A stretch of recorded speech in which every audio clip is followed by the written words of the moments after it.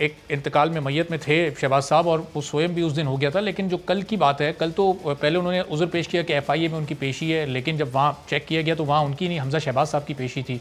तो कल भी वो नहीं आए, तो उनकी इस गैर मौजूदगी को कहीं किसी डील से, किसी अंडरस्टैंडिंग से तो ताबीर नहीं कर रहे आप लोग?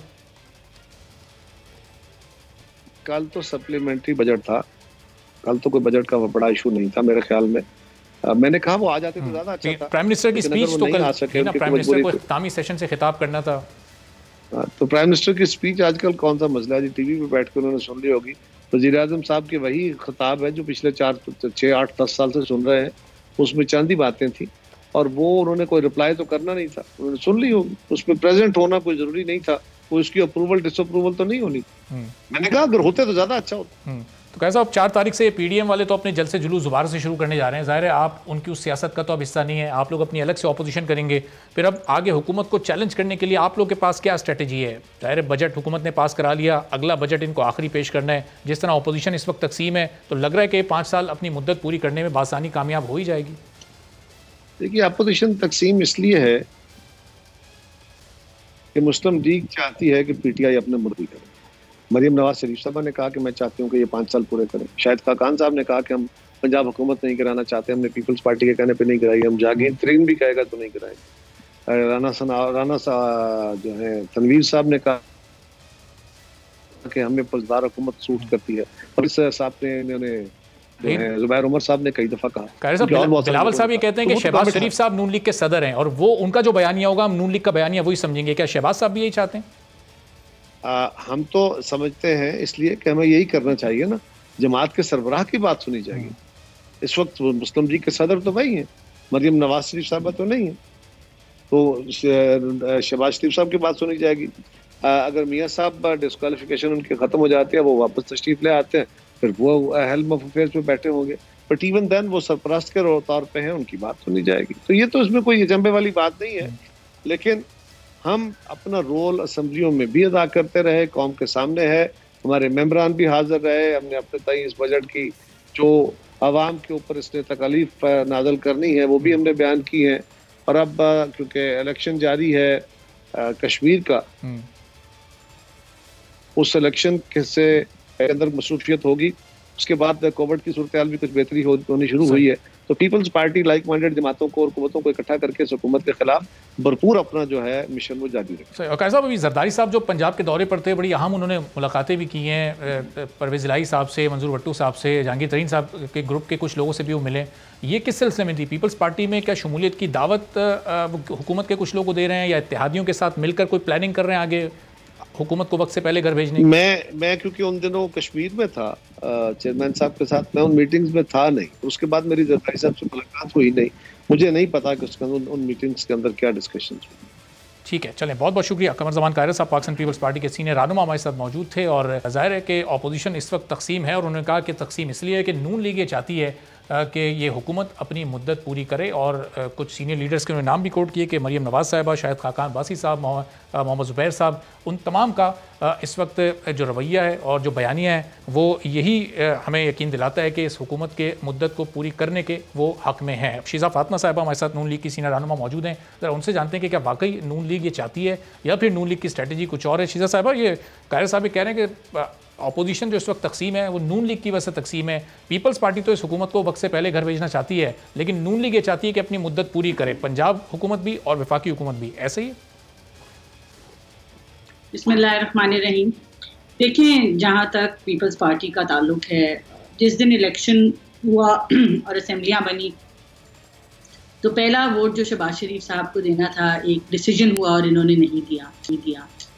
और उसके बाद कई दफ़ा कई चीज़ें होती रहीं और आखिर पे हम सेनेट में आए, जहाँ पे इन्होंने हुकूमती वोट लेके अपने बंदे को चेयरमैन बनाया।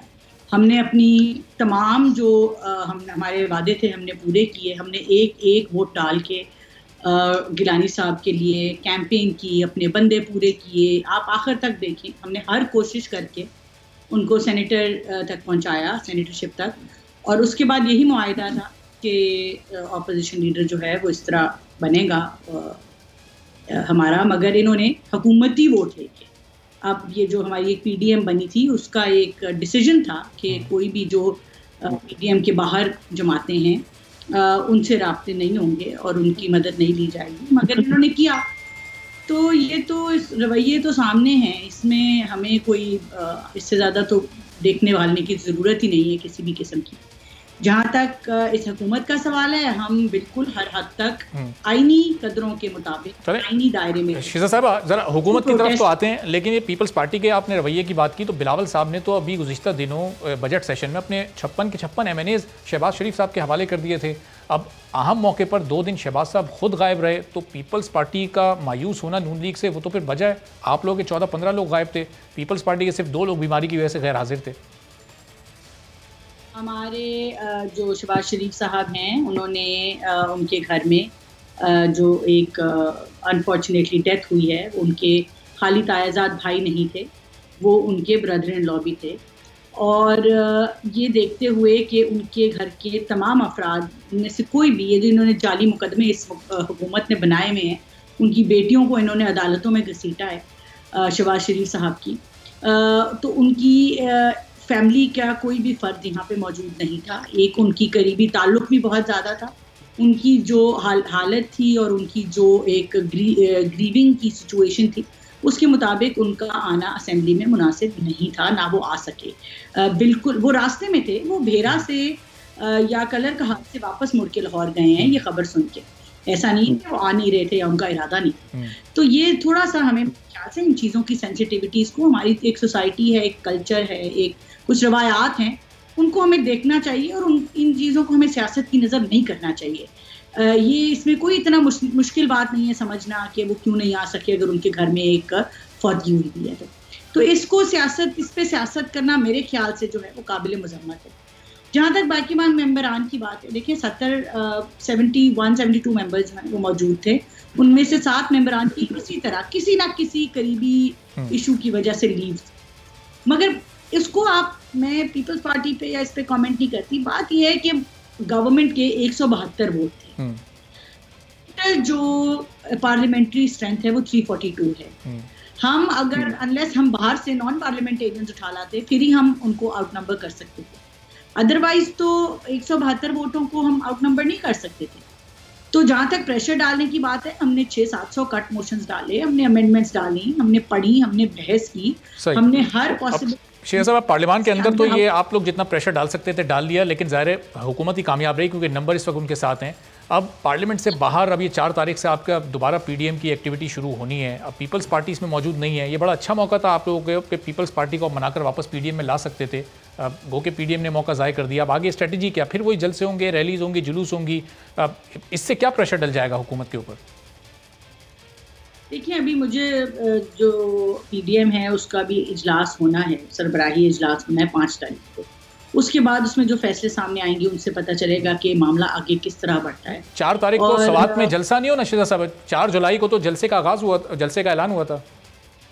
वो जलसा अभी तक तो अपनी जगह पर कायम है, मगर उसके बाद आगे किस तरह होना है वो 5 तारीख को पीडीएम का सरबराही इजलास जो है उसका एक सामने आ रहा है।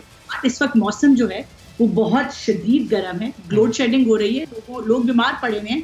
पाकिस्तान लाहौर में जो है वो तकरीबन 30 से 40% लोग जो हैं वो इस वक्त गैस्ट्रो के मरीज हैं इन चीज़ों की वजह से। तो हालात थोड़े से इन चीज़ों को मद्देनजर रखते हुए शायद चीज़ें रिव्यू हो जाएं। सब्सक्राइब करें और बेल दबाएं ताकि कोई खबर रह न जाए।